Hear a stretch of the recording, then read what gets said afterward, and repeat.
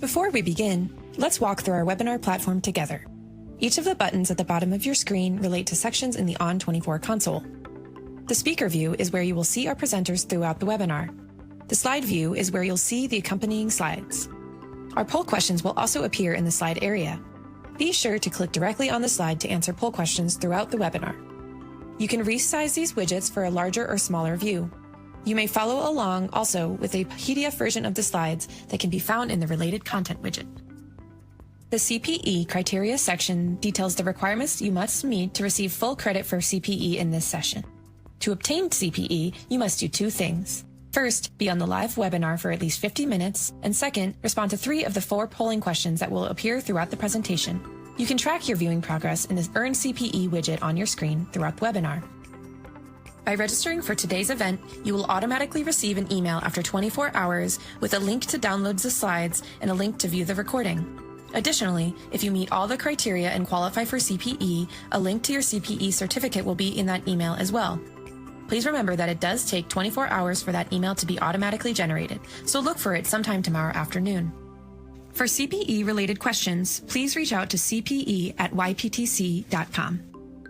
In the Related Content section, you can access any accompanying materials for this webinar. This includes a PDF copy of the slides and many times will often include related resources. Reactions from our audience throughout the webinar will float along the console screen.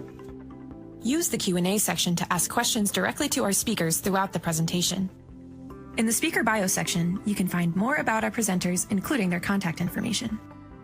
If you need technical assistance, please use the help button below. Many times, technical issues can be resolved by opening the webinar in Google Chrome or refreshing your browser. Finally, the evaluation button contains our post-webinar evaluation survey. Here is where you can share your commentary and feedback on the presentation. We hope you enjoy our free webinar. Now, let's get into today's topic.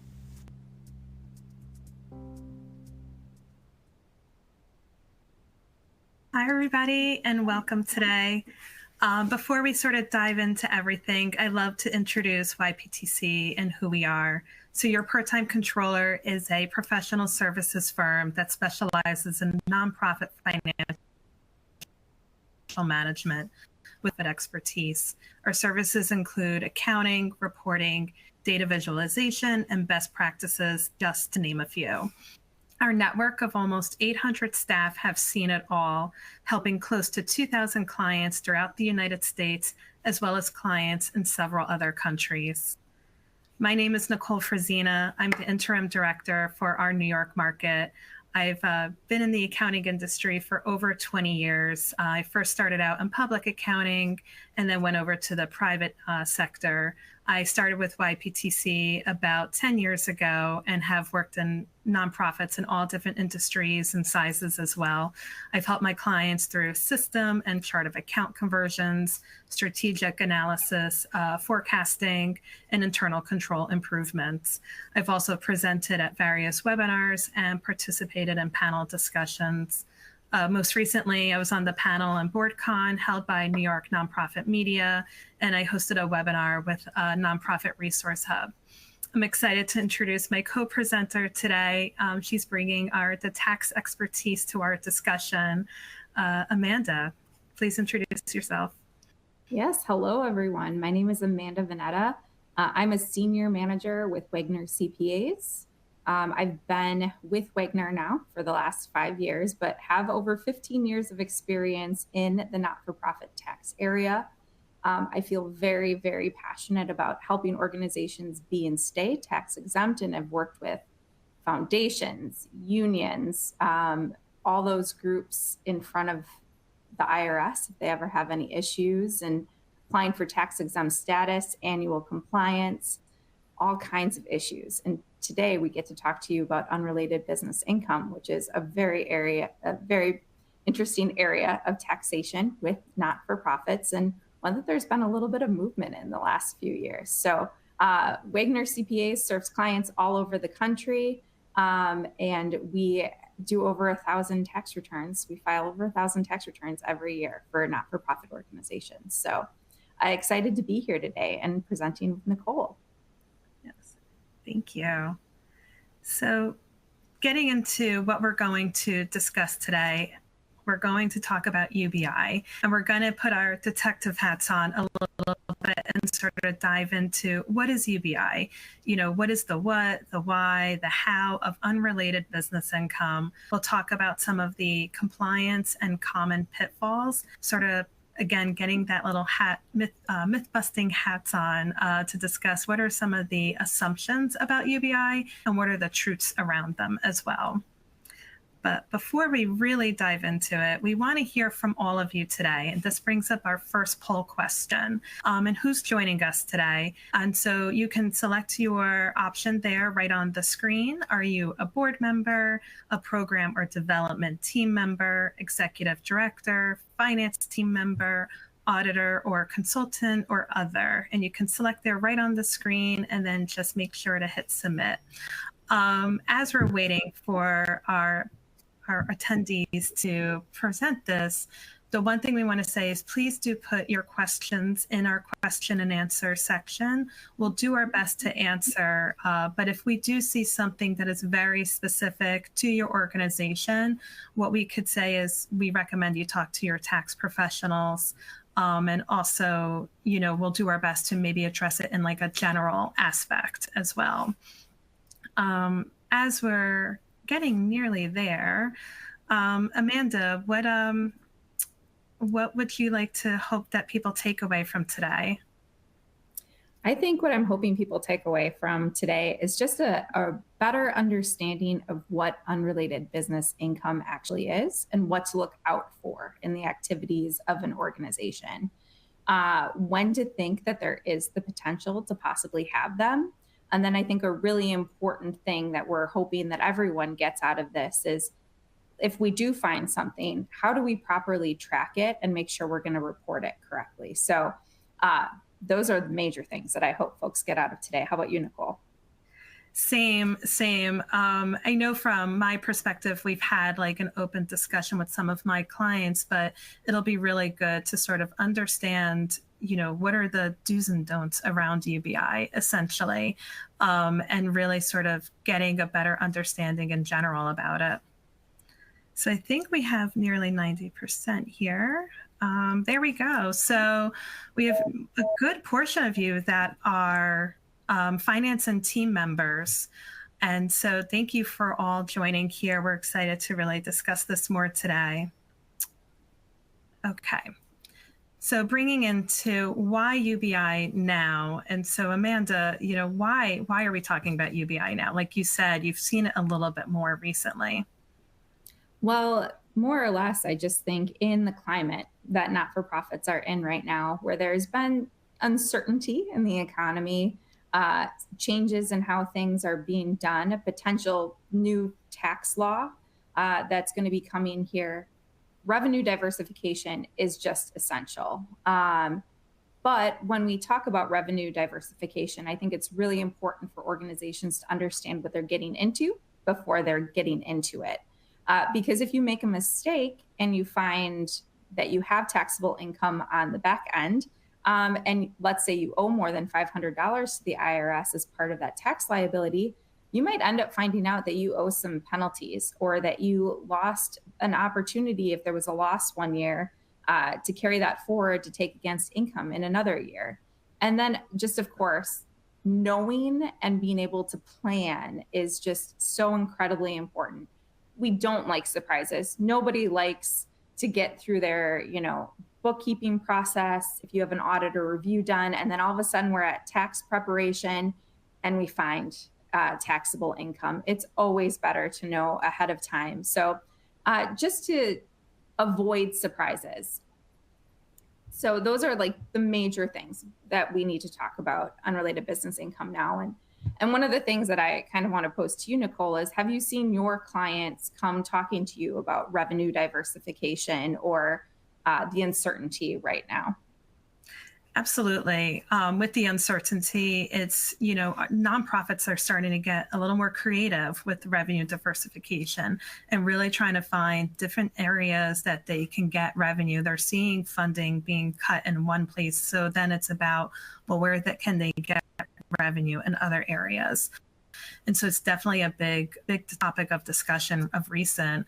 We recently did a webinar a couple of weeks ago on scenario planning, which is also very big. It's like, it's not just looking at what's happening now, but looking at what's going to happen in the next 5 years and really understanding, what is available for the nonprofits and what makes the most sense for them.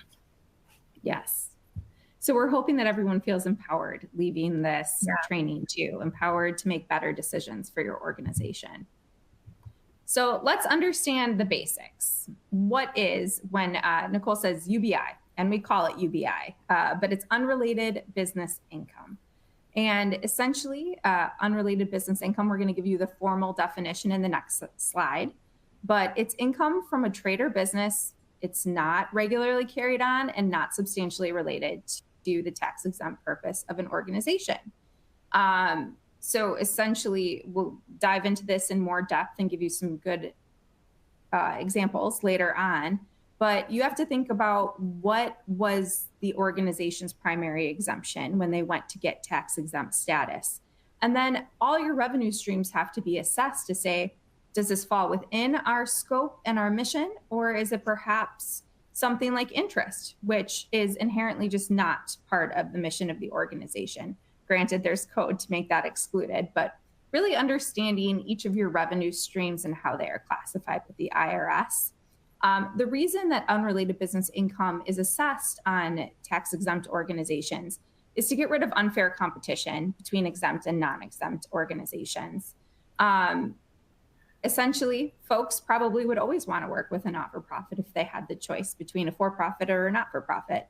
You know that at the end of the day, a portion of those funds are likely going to be fed into the mission of the organization. So if you feel strongly about that mission, you're going to want to support a not-for-profit versus a corporation. And so a few examples, and like I said, we're going to dive into these in more depth: advertising income, rental income, potential merchandise sales. So we'll talk more about that. This is the formal definition of what unrelated business income is, and all of you can read it. But Nicole, let me ask you in this, what pops out most to you when we look at the formal definition of unrelated business income? Yeah. Well, first, right, trade or business seems pretty obvious to me. It obviously means that it's like a service that you're providing. But what really stands out is what's considered not substantially related. Some organizations have very widespread missions, and they're not just servicing maybe one particular area. So that really sort of stands out to me. And then what's considered regularly carried on. We'll get into more of that later, but those are the two that really sort of stick out to me most as like being the bigger sort of questions. And is it going to be like sort of this hard and fast rule, that's like, oh, this is where you have to meet it to hit this and to be considered for it? Well, the lovely thing in this next slide, as it explains, this delves into each of the three-part tests a little bit, gives you a little bit more detail on each of the three-part tests.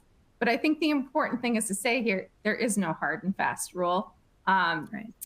Honestly, when we look at the definitions as to what each of these areas say, there perhaps is some corporate internal revenue code that lends itself to giving us some kind of direction, but there is no exact definition of any of these things. And quite honestly, when an organization is dealing with perhaps a challenge from an agent of the IRS as to whether some income is unrelated business income or not, you might have 2 or 3 agents that come to different consensuses. And so it really is kind of the luck of the draw in a lot of these, and making sure, we're going to hit on this a lot, documentation.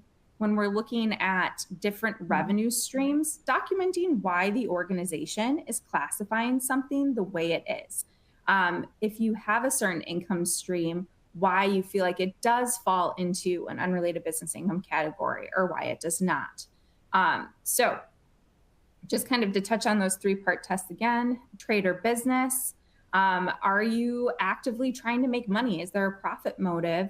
And are you operating in a manner that is similar to a commercial business? The other thing I always like to challenge organizations is is there a for-profit organization that is doing the same thing you are doing? Because then there's something called the commerciality doctrine that comes into play. You might actually have a trade or business that you're running, regularly carried on. If it happens with a frequency or continuity, maybe it's only happening once a year, but it's something that people look forward to, that might be considered regularly carried on and not substantially related. Again, this goes back to understanding what your organization was originally granted exemption for. And do you have some revenue streams that are falling outside of that purpose? All right. And on this tab, we're just going to give you a few examples of potentially what we've seen be unrelated business income and some non-unrelated business income options. But advertising and newsletters, online merchandise sales, rented property with services. Rentals can also be non-UBI depending on rules too. So this is why we say we're not going to give any specific tax advice, because depending on a different pattern, you might have rentals that are both UBI or non-UBI depending on the circumstances. Qualified sponsorship are generally non-UBI. And if your activities are being conducted by volunteers. Nicole, any of these stand out to you or things that you see pretty commonly with your clients? Yeah, I do. So the rented property I see very common with my clients, because some clients own their building or they have a larger space and they're able to rent out a portion of it. And, you know, it's a discussion with them of whether or not, how are they to another similarly missioned nonprofit organization, so that it might be considered still non-UBI, or are they renting it out to a different organization or doing some sort of service related to it that it does become UBI. But I do see that a lot. Yeah.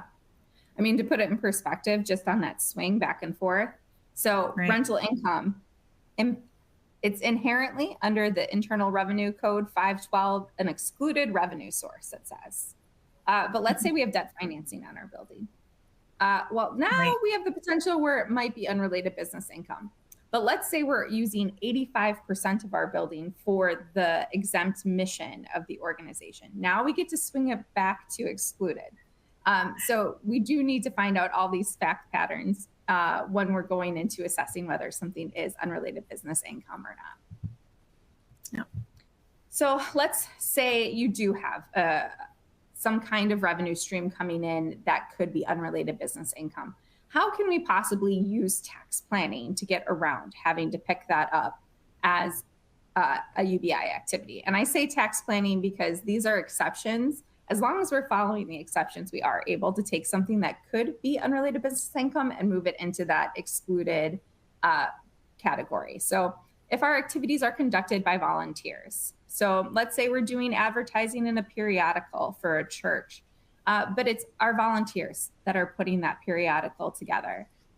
That is going to change something that could be an unrelated business income activity, and it's going to move it into an excluded category.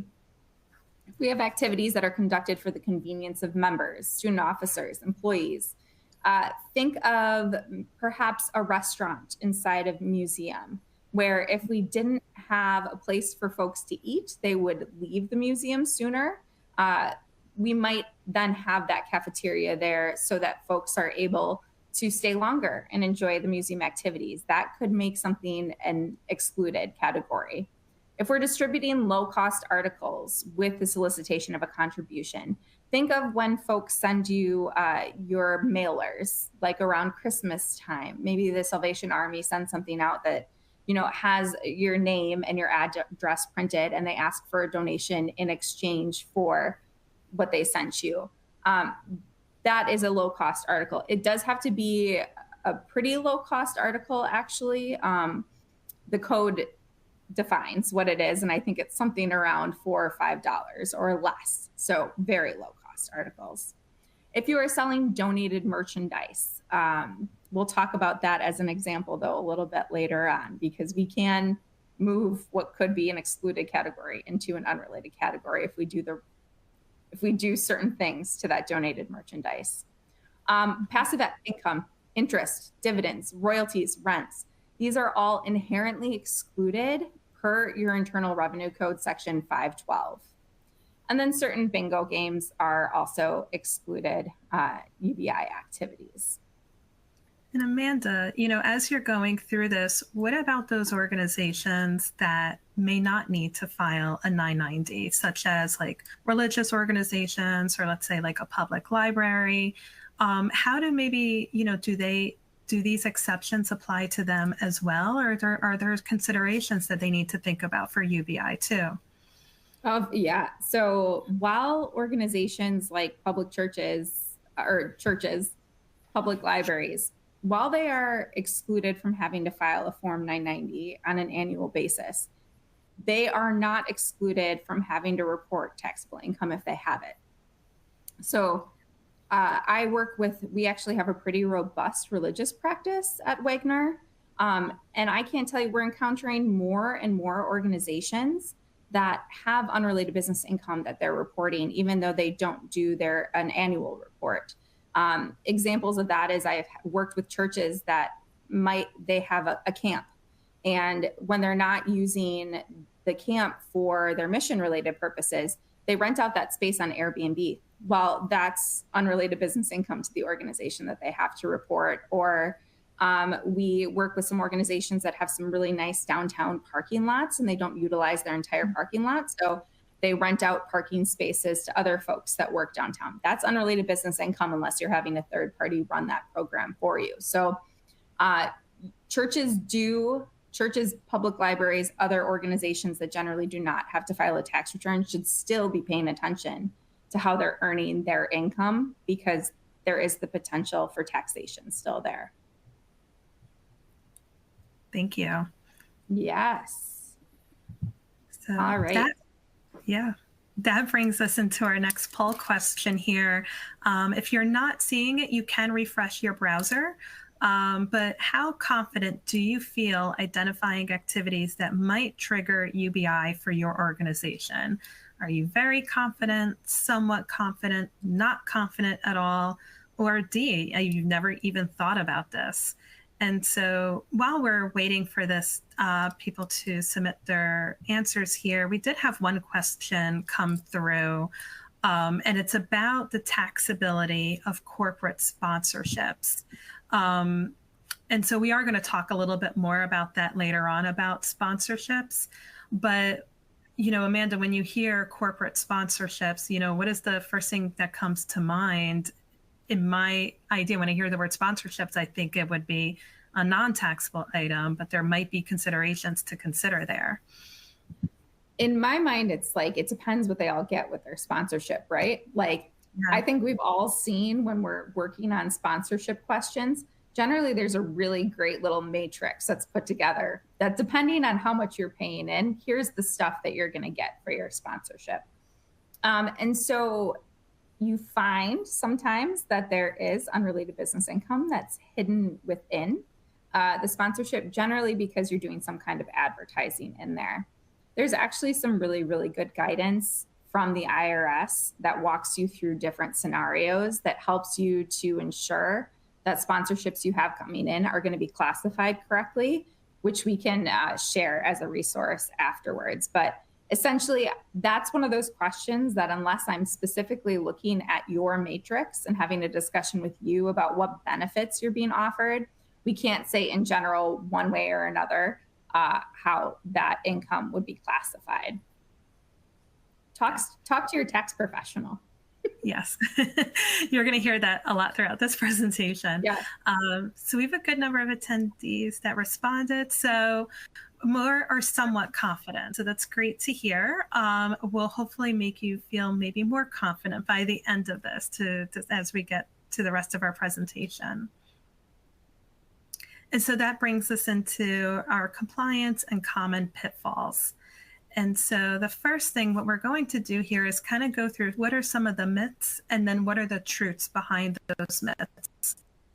And the first one that comes up here is UBI. If an organization, a nonprofit organization has UBI, does that mean it's going to lose its tax exempt status? Absolutely not. UBI does not necessarily mean that your tax exempt status is going to be in jeopardy. You run more risk about not reporting your UBI than you do anything else. So the important thing is, if you do have unrelated business income, that you're reporting it. And there is an obnoxiously low threshold to when you need to file a 990T. If you have more than $1,000 from any gross activity, you have to report that on a tax return.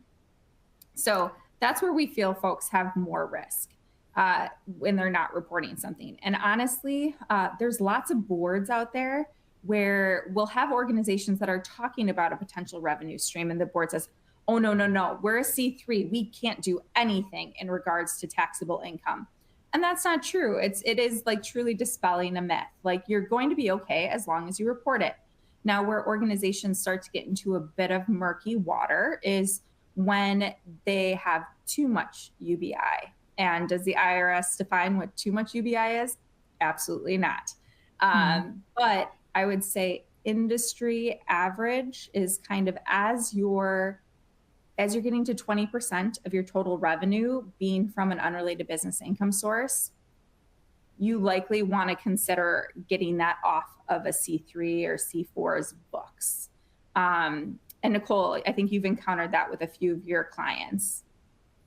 I have. What I have seen clients do a lot recently, let's say they're a 501c3 and they have seen a good amount of activity that would be considered UBI or is UBI, they've actually created a separate entity, and it could be a for-profit entity, so that they're able to pull out those activities while still maintaining the mission of their 501c3, but being able to, put their resources into this for-profit entity and still be able to get the revenue on that end, and it doesn't potentially impact the 501c3 status.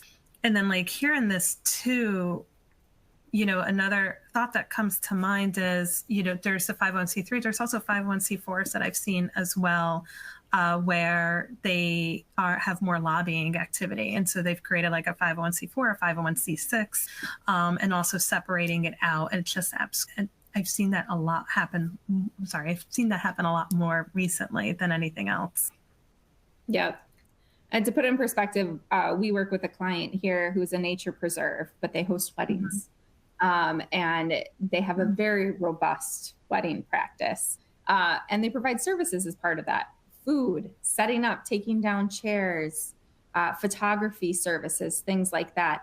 And they've chosen to split that all into a corporate structure where they do all of their wedding rentals. Because then what happens is it's 100% owned corporation by the not-for-profit. And instead of picking up all that income themselves, they're able to just occasionally get paid out dividends by the corporate entity, which is an inherently excluded revenue source instead of it being unrelated. So that is kind of a planning procedure that we use with some organizations. Yeah. So this brings us into our next myth, and that is all revenue generating activities are considered UBI. And I know we've kind of covered this a little bit. That's not true. All are not considered UBI. Correct. You really have to do that assessment of how are you earning that revenue, right,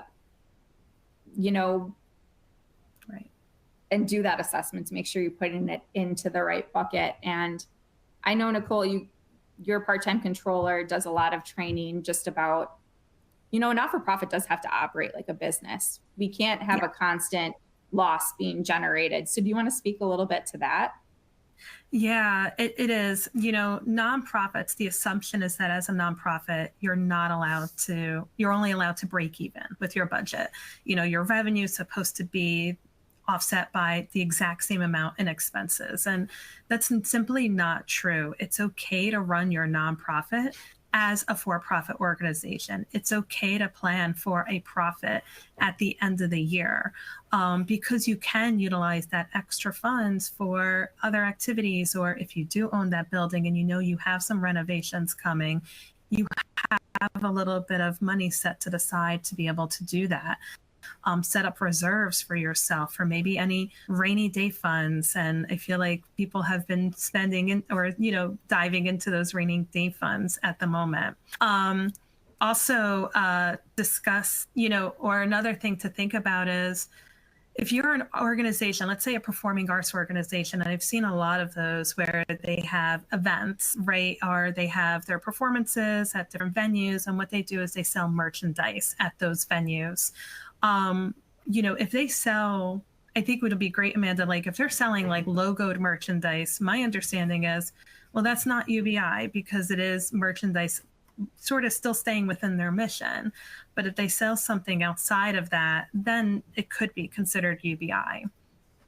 Well, and I wouldn't necessarily call it mission related. I'd call it more of an excluded source of revenue. So, sales of merchandise, or the example I always like to use is a museum gift shop, right? Because we've all been to museums, we've seen their gift shops. And there's this really great guidance, actually, that's been released by the IRS in regards specifically to museum gift shops or other people selling merchandise. And essentially, it is the responsibility of the organization that's doing these sales to know every single one of their inventory items. And with every single one of those inventory items, you then have to be able to classify, is this program related? Is it unrelated, or is it excluded? And quite honestly, you might find you have all three in the same shop. So we work with an organization that is a train museum. And so if we think about things that they're selling, if they're selling reproductions of trains that they have that you can walk outside and see, or books about the history of trains in the state of Wisconsin, that's all related directly to their program and their mission. Those are items that are going to be in the program column. And whenever I'm thinking in tax, like right now in my head, I'm seeing a statement of revenue on your Form 990. It's your page 9, and there's a total column, and then it breaks it up into 3 other columns. There's either program related revenue, unrelated revenue, or excluded revenue. So in my head, I'm going through and kind of putting these in each of the separate places. But then let's say that in that same museum shop, we're selling t-shirts, tumblers, coffee mugs, with just a logo on it. That to me is more of an excluded source of revenue. And likely the argument that's always made there is it's likely de minimis in total to your total revenue that you have. So it falls into a de minimis category. We're going to put it in the excluded area. But then let's say we're selling candy bars or like alcohol. That's unrelated to an organization's exempt purpose. And so that's going to go into that unrelated column. So honestly, I think the thing that we want to get most across is just be aware, if you are selling merchandise, what exactly is all in your inventory, and then go through that assessment where you are pegging each item and document and write down why you're classifying it the way you are. Great. Yeah. And, you bring that up, and that comes into our, we mentioned the commerciality doctrine here, but that brings up into our next topic or slide about those buckets that you spoke about. And initially, when I think of buckets, the first thing that comes to mind is, as nonprofits, we're used to our expense buckets. You have program, general administrative, fundraising bucket, and you're allocating your expenses into that. But this is looking at it from that 990 perspective, that tax perspective. So it is a little bit of a different view. And it's these 3 buckets of related, unrelated, and excluded. And so, you're talking about that with the merchandise. That would fall into these excluded buckets a little bit, if I'm understanding what you're saying correctly. Exactly. And this is back in the olden days, but if you were ever going through a review or an audit, when I first started 15 years ago, one of my jobs was for any of our review or audit clients to write the FIN 48 memo, which is not FIN 48 anymore. Now it's ASC 740. But there was like a 12-page memo for every single one of our clients where we were essentially looking at each of the different revenues coming in, contributions, and we were putting down in code why we're classifying this revenue the way it is. Things like investment income, we are classifying it this way because under section 512B13, it says we are not picking it up as a related revenue. It's an excluded revenue. We're not using debt financing to earn any of this. Thus, it is excluded. So every organization should, as a good practice, go through every single one of your revenue streams and to know which of these buckets would you say that your revenue should be going into. So that's, I just think, a good practice for every organization to have. Yeah. Because really, and we missed the commerciality doctrine a little bit in that last slide, but, commerciality doctrine, one of the starting places that the IRS is honestly going to come in and look at if they think you possibly have an unrelated business stream is they're going to say, okay, is there anyone else that is doing this on a for-profit basis that you are competing with directly? So that's like things like restaurants. Like, let's take that museum example that they had their restaurant that they were operating. Well, if you're operating just inside museum hours and it's just for the convenience of the folks that are coming to your facility, that is then an excluded revenue source to an organization. But let's say we decide that the museum closes at 5, but we're going to open for dinner service. And we're going to be open from 6 to 8 for dinner service. Well, now you've just subjected a certain portion of your earnings. The earnings from that dinner service are going to be unrelated because you're not operating for the convenience of folks that are coming to your museum. There's obviously other restaurants that you could choose to go to that are going to pay 100, tax on 100% of the income they have coming in. So the IRS is not looking to give not-for-profits an unfair advantage when it comes to commercial activities. Yeah. No, that's a really great point that you're explaining that. It's a very great point because with museums, they have the restaurants. So it really is about when are they operating and is it for the convenience of their members, essentially. Mm-hmm. I know we're getting a good number of questions coming through the chat. We're doing our best to try to answer them at a high level. But if we do see any other ones that come in that are a little bit more specific, we'll try our best to address them. So going into sort of our next myth, it is, if it's just a one-time event, it's not UBI. And so thinking about that, the first thing that comes to mind is like Christmas cards or holiday cards that maybe organizations might do at the end of the year. Well, if they only do it once, maybe not. But I think what happens is it kind of, triggers that. Is it regularly happening, even if it's a seasonal thing? Right. So seasonal things don't necessarily mean that you get to exclude it from UBI. And let's say you just do a Christmas card sale once. Likely we can probably exclude that revenue. But let's say it's like a really great fundraiser for the organization. And every year in November, you're, welcoming the new picture that you're going to be selling within, on the Christmas card. People look forward to it, and it's something that they feel like they're giving back to the organization by getting their Christmas cards through you. Well, now we've probably moved into an unrelated business income category because we have hallmarks in this world. You can go choose to order your Christmas cards there. Commerciality doctrine's coming into play. So we need to take those items into consideration.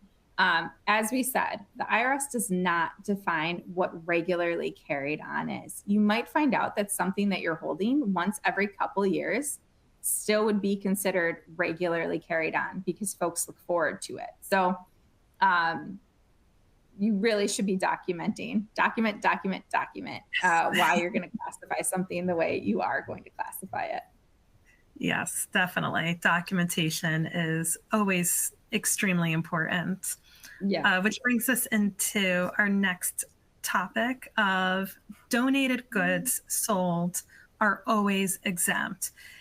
And, I'm going to show the truth here, but the first thing that I think about when I hear about donated goods, I think about one of those organizations that have a resale store. And so they have goods that are donated to them, and they in turn are reselling them. Well, I think it's all a matter of how are they doing that resale, right? Are they, who are they utilizing to help with that resale? And so, Amanda, maybe you could provide a little bit more context around that. Yeah, generally donated goods are exempt from taxation in general. But you have to be selling that good in substantially the same state that you received it in. So let's talk about the resale store. I come in, I give you a table, my old kitchen table, I'm not using it anymore. And you turn around and you just mark it for $40 and you resell it. And you haven't done anything to it. Maybe you've dusted it while it's in the store. Great. That is excluded. But let's say I give you my same table and you have paid employees that are working there that are going to sand the table and they're going to repaint the table. Now we've done substantial work on that donated piece of merchandise, and it's going to move into an unrelated category. Mm-hmm. But this is why also circumstances are really important, because let's take that same scenario, and instead of my paid employee doing that sanding and painting, let's say my organization serves a charitable class of individuals that maybe are just getting out of prison, or we're trying to help folks get new job skills. And as part of that program, they're doing the refinishing of the furniture. And so we're using that donated furniture as job skill development as to how to, sand it down, repaint. Now we again get to move it into a program revenue potentially, because it's directly serving the exempt purpose for which our organization was granted exemption.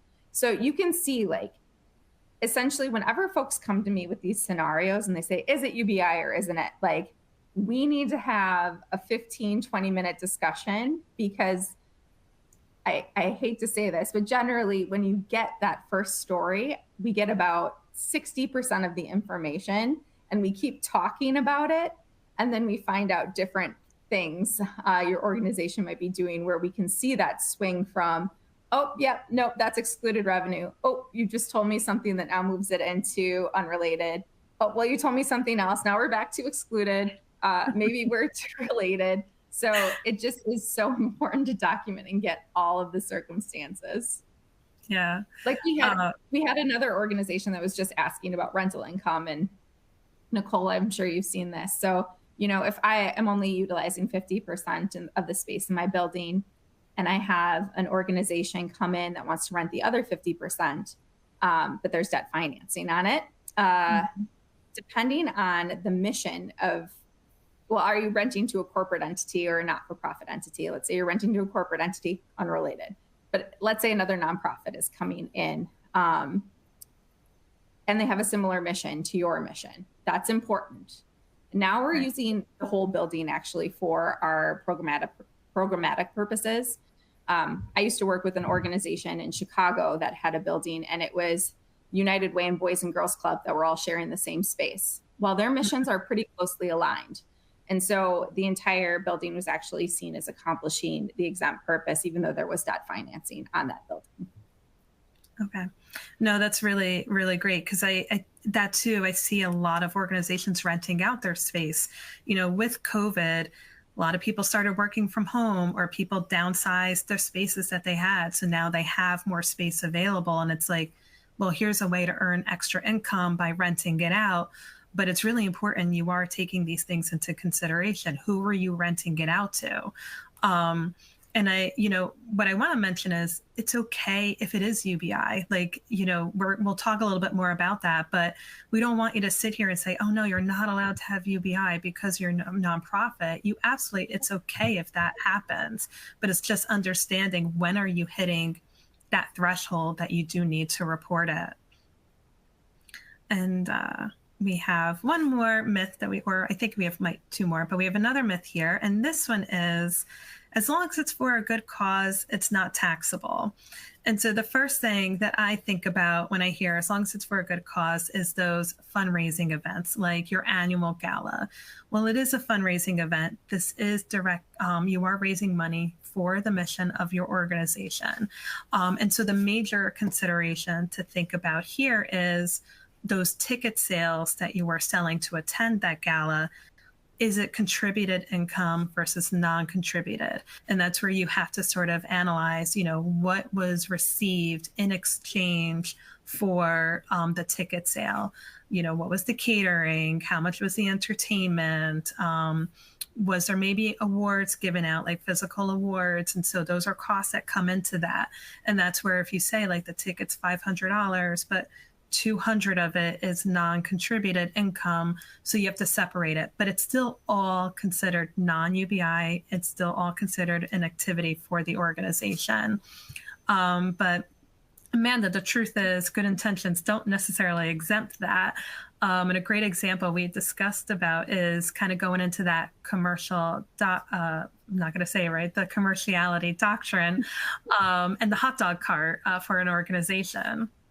Yeah, my the first partner I ever worked with used the example of a hot dog cart, and he was a partner out in Metro New York. And so he would say, I put a hot dog cart outside of my organization that I'm running, and I tell everybody that all the proceeds are going back to the mission of the organization. Well, that's all well and good. We all know that ultimately, if you do work with a not-for-profit, logically, a large portion of whatever they earn ultimately will go back into the mission of the organization, but you're still selling hot dogs. And there's other for-profit hot dog vendors that are down the street, and they're going to pay tax on 100% of the income that they have coming in. So how does that exclude us? It doesn't. So that's where the commerciality doctrine really does come into play.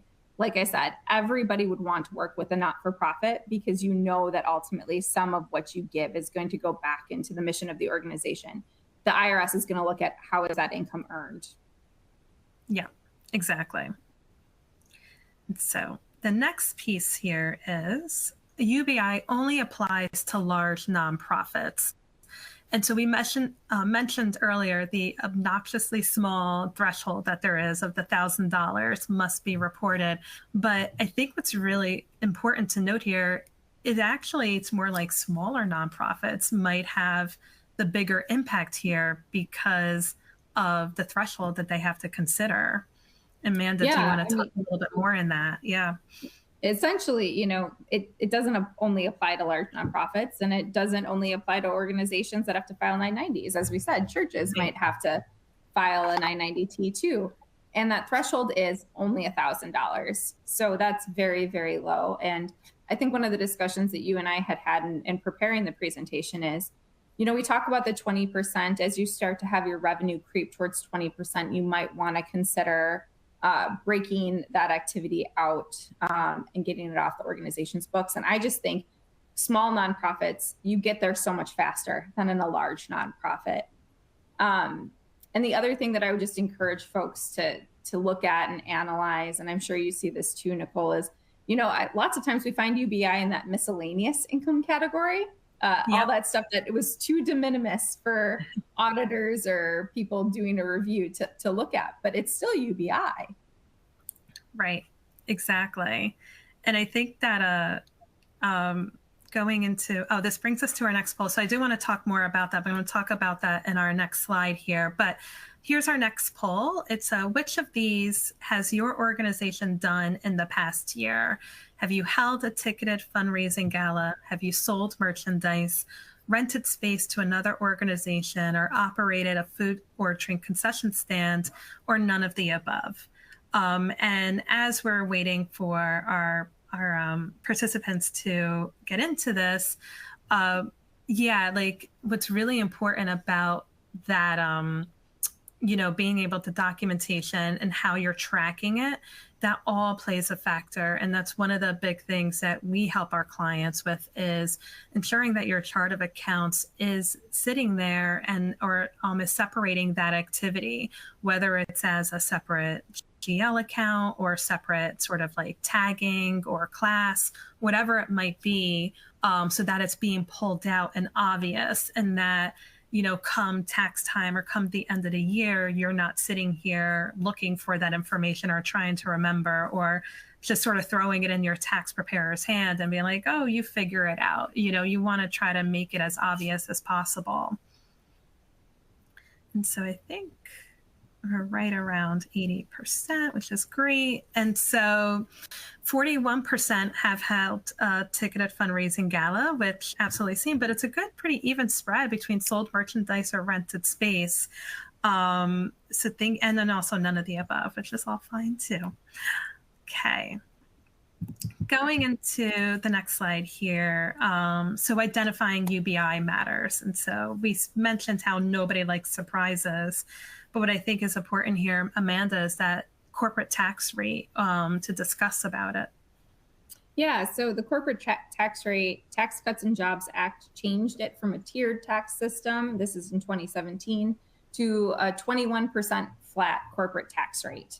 And the other thing you have to keep in mind too is all states, or not all states, tax UBI. There's 50 different rules for 50 different states as to how they tax unrelated business income, but you start at a flat 21% federal tax rate. And then depending on the state in which you're operating, you might have additional state taxes to pay on top of it. So that is the tax rate regardless of the organization size or what type of organization you are. It doesn't matter if you're a C3 or a church or a, you know, an association. So if you have more than $1,000 of unrelated business income, you are filing a Form 990T. That's where the reporting of your unrelated business income happens, and you'll pay 21% tax on any income you have after applicable expenses. Right. And so we spoke about this, but with the financial statements, it's tucked into that under non-operating revenue. So ensure that on your financials that you are breaking out the UBI in some way.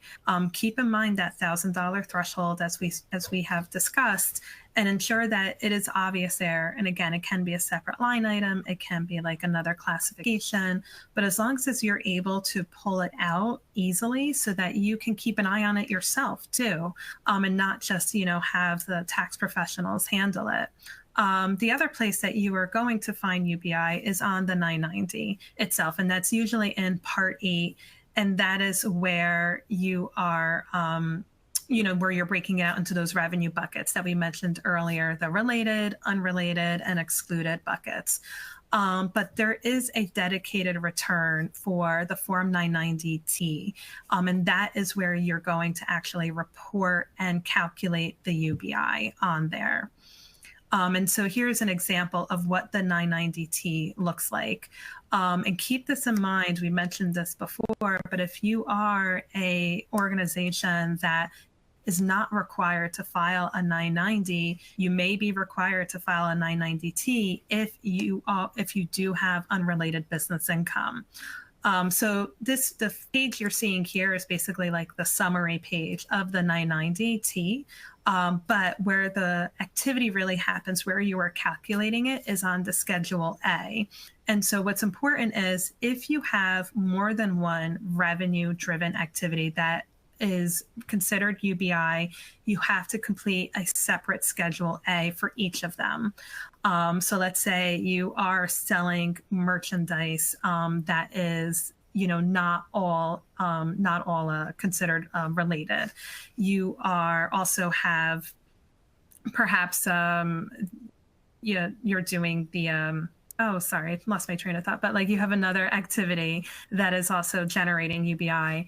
If any one of those activities do not generate, or they're generating income and one of them is generating a loss, you are not allowed to use that loss to offset the income. And this changed very recently. They all have to be considered separate from each other. And that's considered the net operating loss deduction. But the NOL deduction. And so it's really important, again, that you are separating the different activities here and you're reporting them on the Schedule A. And that'll bring us into our next slide about reducing items for UBI. And so we talked a lot about this throughout the presentation, but the first is potentially using volunteer labor. We mentioned the resale store. If you are using volunteer labor in that, you could potentially have it considered non-UBI activity. But again, it sort of depends on other situations, and make sure you're discussing that and documenting that assumptions of why you consider it UBI or not. The activities for members' convenience. So that restaurant in a museum, or even let's say at a public university, those are all, it's at a convenience for the members attending. But again, if you are hitting into a territory where there are other similar types of restaurants in that area or other similar activities in that area, that's where you're hitting that commerciality doctrine that we mentioned. Potentially creating that subsidiary for unrelated activities. If you have enough of it, it's okay to sort of break that activity off and create another entity where you are putting those activities in, so then it doesn't potentially impact the 501c3 status or the nonprofit exemption status that exists for your organization. And then rely on qualified sponsorships here, not ads. So when I hear advertisements, that usually means there's an expectation from the person providing the money that they're expecting something in return. I'm giving you money to advertise my company. But a sponsorship, there's usually not an expectation of something or a benefit being received.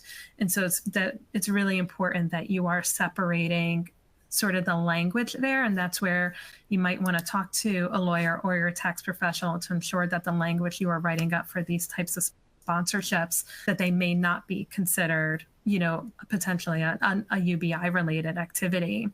Amanda, is there anything I didn't get to mention there in this piece here? I think you got most of it there. And just remember that these are tax planning strategies. They're not avoidance of tax. So thank you for that. Exactly. It's all about planning ahead. And again, it's okay to have UBI if you are going to have it. There's definitely nothing wrong with it. And so that brings us into our last poll question for the day. Which of these UBI mitigation strategies is your organization currently using or exploring? Do you rely on volunteers? Have you created a separate subsidiary? Have you distinguished between sponsorships versus ads? Have you structured convenience-based services like a cafe or a store, or you're not sure? And so as we're waiting for some of our attendees to get in here, we're getting towards the final moments here. Is there any sort of other thoughts you have around this, Amanda? Well, I think just making sure that folks know our contact information is in these slides. So if we brought anything that kind of spurred something to your attention, you have further questions, know that those contacts are there, and we're more than happy to answer your questions afterwards, or get more specifics about your situation. As we said at the beginning, really what we want folks to take from this is just a better understanding of what revenues you have coming into your organization, how you're classifying those, and just ensuring that, if you do have unrelated business income, that you're reporting it correctly. So just having that lens out to make sure that you're going through and identifying all of your revenue streams. Yeah. And so as we're waiting here, so here we go. So about more than half of you are not really sure, but for those who are sure, you're either relying on volunteers or distinguish between sponsorships versus ads. And then just some additional tips for UBI compliance. Maintain documentation. If there's anything we want you to take away from today is, one, talk to your tax professionals, but two, maintain documentation on how you are determining whether or not this might be a UBI related activity. Ensure that you're tracking those revenue sources carefully. have that chart of accounts set up for yourself so that you are able to track it in a detail that is necessary. And then engaging those tax professionals early on, have those discussions at first because you want to make sure there are no surprises for you. And so kind of going into some of our key takeaways here. So number one is understanding that UBI and why it matters. And Amanda, I think, I feel like we were able to kind of really talk through this a lot today. But, I guess for number two, like the spotting and reporting the UBI activities accurately, is there anything that stands out the most for you there? Yeah, I think the most important thing is, you had said making sure you're tracking that activity separately. Knowing that the IRS does allow you to allocate expenses based on a reasonable allocation, discussing that with your bookkeeper or your tax professional as to what you can possibly take as expenses to offset any unrelated business income is great, because we like nothing more than, if we're working with a client that your part-time controller does the books for, and we know that there's unrelated business activity, and we say, can you send us the detail behind this? And you can send us a separate P&L that breaks out exactly what we should take as expenses against that revenue. You're ahead of the game on that. Yeah. So I know we're right at time, but the number three is, minimizing that tax while staying compliant as well. But we do thank you so much for your time today. Here are some great references and helpful links. We have the IRS for the unrelated business income tax. We have the instructions for the 990T, and then also a UBI-T, so unrelated business income tax return chart that is on the AICPA website. And that sort of concludes our session for today. Thank you again for taking the time to listen to us. We hope we were able to give you some great insight into UBI. And as Amanda said, if there's any questions, feel free to reach out to us. Our contact information is within these slides. And thank you again. Thank you, everyone.